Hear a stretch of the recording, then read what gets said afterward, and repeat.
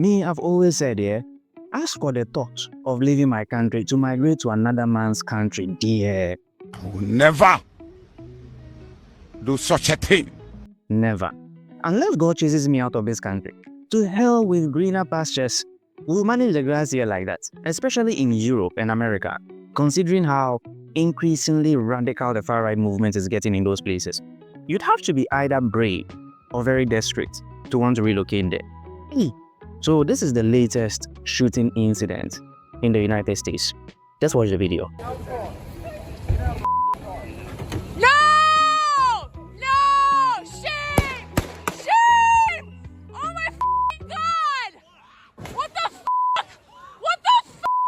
Dramatic video purportedly shows the moment an ICE agent fatally opened fire on a woman in Minneapolis, who DHS says attempted to barrel her SUV into the path of an officer. As multiple angles of the incident have emerged and gone viral across the internet, users are left divided on whether or not the agent's actions were reckless or in self-defense. In the footage, ICE officers order the driver out of the vehicle after she blocked the path of their truck. But as one of the agents attempts to open the door, she quickly throws the car into reverse before trying to speed forward in the direction of another agent in her path. After the vehicle narrowly misses the agent, he fires 3 shots before the car crashes into a white sedan parked nearby on the side of the street.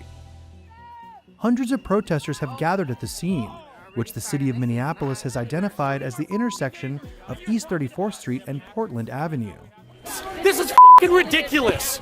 You don't protect people! The greatest country in the world, by the way. And this isn't an isolated case. Whether it is civilian violence, gang conflicts, mass shootings, or confrontations between law enforcement and civilians like this one, the US records some of the highest levels of gun-related incidents in the world. And America is also one of the most divided societies on the planet. I don't think we talk about that enough. I believe one of the darker sides of advanced democracies is that it often produces 2 very different groups of citizens with conflicting values. And that tension creates the perfect conditions for periodic clashes like this one. So on one hand, Democrats are saying this woman was murdered in cold blood, that the ICE agents used unnecessary lethal force. I am with them on that. It is obvious enough. They are already trying to spin this as an action of self-defense. Having seen the video of myself, I want to tell everybody directly, that is bullshit, and I have a message for ICE. To ICE, get the out of Minneapolis. And on the other hand, Republicans are blaming the victim for her own death. They are insisting that the agent acted in self-defense. Some have even gone as far as calling her actions an act of terror.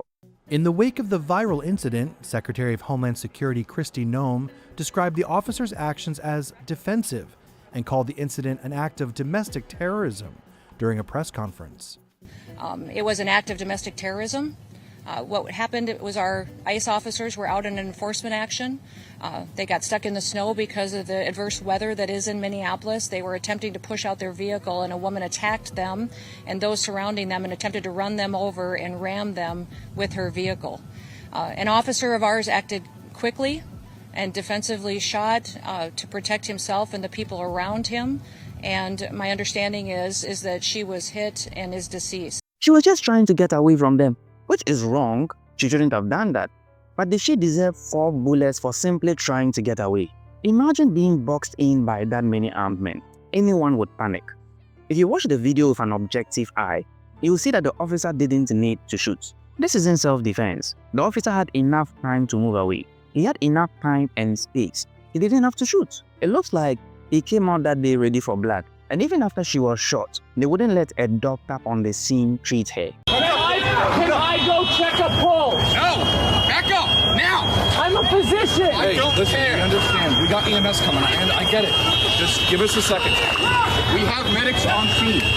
We have our own medics. Where are they? Where are they? How can I relax? You just killed my neighbor. You caught your butter in the face. You killed my neighbor. How do you show up to work every day? How the do you do this every day? You're killing my neighbors. Imagine bleeding out, and the one doctor who might be able to save your life is standing right there, but you are forced to wait for the medical team that came with the officers who shot you. How does that even make any sense? But this is somebody's dream country in 2026. And at this point, with the World Cup coming up, I'm starting to wonder, what is going to make more news? The matches or the uncomfortable and possibly dangerous encounters between US law enforcement officers and visiting fans? The US can be a crazy place, man.